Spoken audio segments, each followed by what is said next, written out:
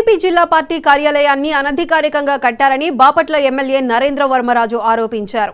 బాపట్ల పట్టణం teachers colony దగ్గర ఉన్న జిల్లా వైసీపీ కార్యాలయాన్ని పార్టీ శ్రేణులతో కలిసి ఆయన పరిశీలించారు. వైసీపీ ప్రభుత్వ హయాంలో మాలు పట్టణాలు అభివృద్ధి లేక అధ్వాన స్థితిలో ఉంటే పార్టీ కార్యాలయాల నిర్మాణానికి ప్రాధాన్యం ఇచ్చారని ఆరోపించారు. రాష్ట్ర వ్యాప్తంగా వైసీపీ కార్యాలయాలను ఎటువంటి అనుమతులు లేకుండా నిర్మిస్తున్నారని, ప్రకాశం జిల్లా మినహా రాష్ట్రంలో ఎక్కడా వీటి నిర్మాణాలకు అనుమతులు లేవని అన్నారు.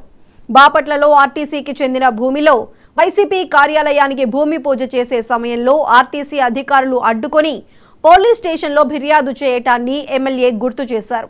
అప్పట్లో ఫిర్యాదు చేసిన ఆర్టీసీ డీఎంను బదిలీ చేయటం అందరికీ తెలిసిన విషయమేనన్నారు.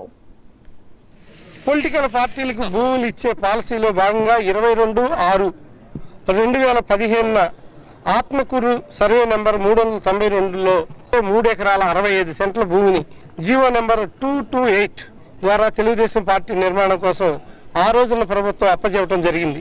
Lease deed, sale deed, mortgage deal ద్వారా సిఆర్డి అనుమతులు కూడా తీసుకుని మంగళగిరిలో జాతీయ పార్టీ కార్యాలయం తెలుగుదేశం పార్టీ నిర్మించింది. కానీ వైసీపీ కార్యాలయం ఎటువంటి అనుమతులు లేకుండానే ఈరోజు రాష్ట్రంలో 18 చోట్ల నిర్మించడం అనేది చాలా విడ్డూరం.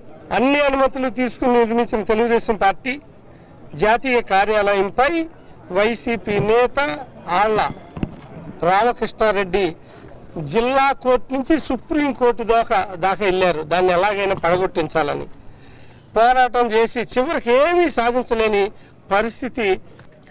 ఈ భవనాల్ని కూల్చివేయటమా లేక ప్రభుత్వం ఆధీనం చేసుకుని ప్రభుత్వ ఆఫీసులు ఈ భవనాల్లో పెడతామా అనేది ప్రభుత్వంలో ఉన్న అధికారులు నిర్ణయించాలి. ఏదైతే చట్ట ప్రకారం కోర్టు లా ప్రకారం దీన్ని ముందుకు తీసుకెళ్ళి అంబేద్కర్ కోనసీమ